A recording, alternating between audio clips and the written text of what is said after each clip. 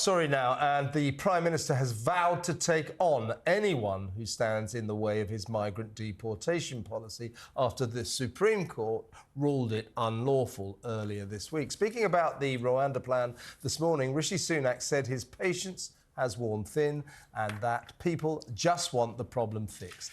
But despite the Prime Minister's attempts to placate MPs with the promise of emergency legislation, unrest around the Rwanda plan drags on. Former Home Secretary Isabel Braverman attacked Sunak's proposals in a scathing opinion ed this morning, while the House of Lords has warned it will block any attempts to introduce emergency legislation. Joining us now is Talk TV's international editor, the excellent Isabel Oakshott. Welcome, Isabel. I mean, what exactly is going on here? I can't get my head around it. The Supreme Court said it's unlawful. Rishi Sunak says, well, I'll pass a law to say Rwanda is safe. I mean, this is Alice in Wonderland territory, isn't it? I mean, in a sense, it doesn't matter what's going on, the minutiae of the legal machinations. I mean, for those that are interested, what's gone on is in the time that the government was waiting for this inevitable judgment of doom, they have apparently been doing some work with Rwanda to make sure that Rwanda can tick some boxes which says Rwanda is actually a safe place for people to be deported. But none of this is neither here nor there, because this is not going to happen. There are so many reasons why it's not going to happen. The first one is quite simply one of time. Time is running out for this government to make it happen. The maximum they've got before the next election is a little over a year, realistically, probably next October. So very little time. They do not have the will of Parliament and, crucially, the House of Lords. I mean, the House of Lords always blocks things like this. The idea that the House of Lords is going to just nod through so-called emergency legislation to make this happen is absolutely for the birds. And then you've got the whole issue of whether we do or don't leave the European Convention on Human Rights, which David Cameron, now Foreign Secretary, would be very opposed to. So whatever way you look at it, it is just a complete and utter horlicks. And the government would be an awful lot better coming up with plans they know they can implement without having to run up against what goes on in countries in Africa. So, according to Isabel, who looks a little out of it, she looks as if she's sort of zonked or just reading from a script. But anyway, so Isabel thinks it's time rather than will, initiative, or propriety, moral responsibility, which is going to stop the government pursuing the Rwanda plan, either in its original format, which has been rejected by the Supreme Court, or in the diktat of Suella Braverman, or indeed in the notes she left behind.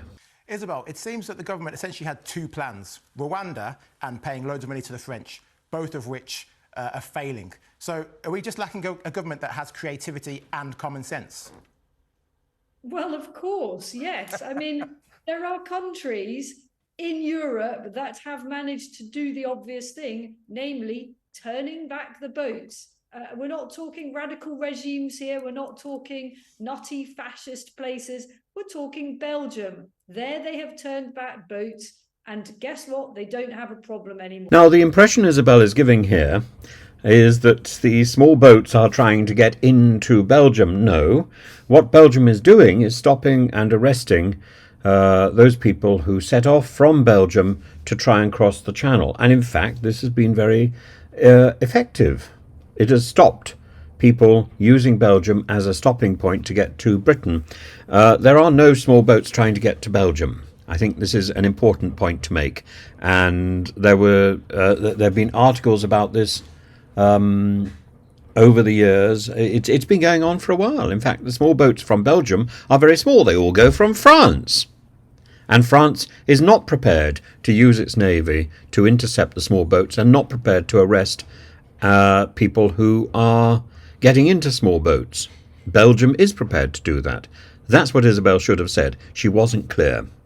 So a lot of people in this country will wonder why on earth we don't use the assets and resources we've got, including the Navy, to do just that. Now, if Rishi Sunak were to use the Navy to turn back the boat, something that he can do, not going to say it's easy, but he can do it, I think in a heartbeat, he would win over the huge support of the majority of voters who are so worried about the state of our borders and the huge pressure on taxpayers' money that this influx is bringing. What Isabel could have talked about is the principle of the Greek pushbacks, which have been going on for about 20 years, where Greece literally pushes people back into the sea or gives them rather flimsy inflatable rafts and expects them simply to leave the area. And some of this has occasionally been filmed. As a result, the EU has requested some investigations. Ursula von der Leyen simply says that Greece is the EU's shield. Greece is also the EU's dumping ground because Greece for over 20 years has had to shoulder the bulk of migration on a very, very poor and fragile economy. But yes, Isabel could have referred to Greece. She didn't. She referred to Belgium for some reason, which is literally doing the job that we want Belgium to do, doing the job that we're paying France to do. Are we paying Belgium anything, I wonder? It's kind of weird because, of course, Rishi's response to the Supreme Court's verdict was, I will not allow a foreign court to block the Rwanda scheme, but the British court just has, so it's kind of weird. But Suella Braverman in The Telegraph today has set out her 5-point plan, the most important of which is, in order to stop the boats, in order to stop the migrants coming across the channel, we must leave the European Convention on Human Rights. Rishi shows no sign of doing this, and therefore you have to, as Suella said, you have to question his true commitment to stopping the boats. It's at this point that we see the real dynamic of Talk TV, like GB News. The idea of stopping the boats is not stopping the boats. The idea of stopping the boats here is to follow Suella Braverman's solution for stopping the boats, which is to send people to Rwanda as some sort of deterrent, and leaving the ECHR as some sort of deterrent. This is her solutions. I think anybody in their right minds wants to stop the boats because we want to stop people putting themselves at enormous risk in the English Channel. But we certainly don't want to encourage pushbacks. We certainly don't want to encourage the Navy to push people back into France, which probably won't accept them, particularly after they've crossed what France regards as the red line between their country and ours. Why would they accept migrants back into France once they've got into the water? As far as France is concerned, they're our problem, and it doesn't matter how much money we pay France. France doesn't want to take them back, and we need to deal with this reality. Simply paying money to France isn't going to change that. We have to change the political atmosphere, or we have to have something like Dublin III in place, which we don't have in place because we left Europe, and because we left Europe without the proper negotiations taking place to put an alternative to Dublin III on the table, because our negotiators were twits. I thought it was extraordinary, was it 2 days ago, his press conference at number 10 Downing Street, where he stood there, actually had the temerity to stand there with that lectern saying, stop the boats. He has no chance of stopping the boats whatsoever unless we leave the ECHR, and I don't think he's going to do that. I would be astonished if he went anywhere near to doing that. That said, I've been astonished already this week with the return of David Cameron, a move which makes leaving the European Convention of Human Rights much more difficult because he would not be likely to support such a move. But Rishi Sunak is a globalist. He is not the sort of politician who will want to do that. You know, he will have ringing in his ears that the kind of countries that aren't part of that are Belarus. So he just won't. It doesn't go down well on the dinner party circuit. It doesn't go down well in Silicon Valley. It is not in his makeup.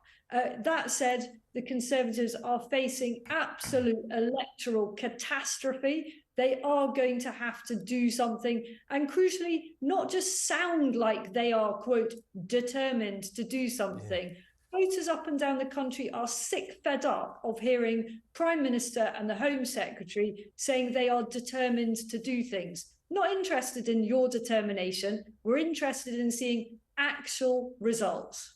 Isabel, if we did withdraw from the ECHR, which I don't think would be necessarily a good idea for the country in the long term, but isn't that going to affect also the Good Friday Agreement? Absolutely. The ECHR is incorporated into the Good Friday Agreement as part of the Human Rights Act 1998, and that gives direct access to the courts for any breach and remedy of the convention, including the power to override assembly legislation. So it's a central part, it's a central plank. The ECHR is a central plank of the Good Friday Agreement. Without it, the Good Friday Agreement falls to pieces. And the fragile piece over there? Well, that's not something that I am an expert on. I'm sure that it is a source of concern. How do you think it would affect that Good Friday Agreement? Well, it's part of it. The ECHR is part of it, and if we withdraw, it's going to cause more tension in Northern Ireland, and also talk that Biden and the US would not be happy with that either. So they'd surely be putting pressure on us to stay within it. So we've got to do it, because if Joe Biden's unhappy, well, you know. Of course, and as soon as you pray in aid, the awful spectacle of things getting worse in Northern Ireland, that is a very powerful argument. We saw a lot of that concern in the run-up to the finalising the Brexit agreement. And, you know, those are real concerns. So, of course, they would have to be addressed. But quite simply, the vast majority of voters aren't interested in the minutiae. They trust our politicians, or at least they did to find ways around those types of concerns in order to deal with the overwhelming problem of the day, which is the huge cost and pressure on systems of the number of people coming over. And we've had boatloads in the last few days alone. So how's that stopping the boats thing playing out? Not too well. And if Sunak is to have any electoral hopes at all, it will revolve around stopping the boats. He cannot triumphantly say, well, I've stayed in the ECHR to save the Northern Ireland peace agreement. You know, I take your point, JJ, but that is not going to be a vote winner for him. And as you say, Isabel, lest we forget, and still they come. 600 came across the channel on Sunday alone. The Daily Mail today has a picture of one dinghy with 40 poor migrants on board. At 7:30 yesterday morning, there was their dinghy, nice and proud, sailing across the channel. By 9:30, it was nearly sinking. So if the Lords want to stopping the boats, what they're actually doing is enabling migrants to risk their lives. So shame on them. But also, perhaps as a distraction tactic, the government is leaking elements of Jeremy Hunt's autumn statement. Maybe get some of your reaction to that, Isabel. The main tranche of it seems to be that the Tories, in their time-honoured fashion, are going to declare war on welfare scroungers. So if you're out of work, you have to be seen to look for a job. And if you're not seen to look for a job, you will lose your benefits, you'll lose the right to free prescriptions at the NHS, and so on and so forth. JJ pointed out to me that actually it's 6 months you're going to be allowed to actually look for work. 6 months. I mean, why not make it a month? If you can't find a job in a month, we start to curb your benefits. But I mean, is this distraction tactic going to work? In short, absolutely not. Do they take the electorate for complete and utter morons? You know, this party has been in charge for the last 13 years. They had massively radical and well thought out plans to tackle the welfare state when they were in opposition. Ian Duncan Smith had this all worked out. You know, universal credit was supposed to be the answer to the completely excessively bloated welfare state. And instead, the precise opposite has happened. We've got more people who are benefit dependent than ever. There are an astonishing number of people of working age who depend on the state for their day-to-day existence, despite the fact that they're perfectly able-bodied. And the Tories' record on this has been utterly abysmal. So please don't patronise voters at this stage and expect it to work by saying that you're going to belatedly crack down on all of this. It makes no sense whatsoever. It won't wash. And if they think that that is going to somehow take the headlines away from their failure on so many fronts for more than a day or two, then I think they are utterly naive. So, Isabel, Jeremy Hunt obviously is attacking those out of work, essentially threatening them. You're going to get no more money unless you find work. But with so many people inactive now due to mental health, isn't this going to worsen the problem for people? Worsen the problem for which people? So the people who are out of work because of mental health issues, anxiety, depression. This isn't going to make him threatening them with, we're going to cut off your money because you are essentially struggling mentally. This isn't going to suddenly fix them and make them get back into the job centre, is it? I think many voters, I'm sorry, are pretty unsympathetic with the huge rise in the number of people who depend on benefits because of mental health or depression. It's not good for your mental health to be dependent on others for your existence. It's not good for your mental health to be sitting around at home, not having a routine, not having a purpose.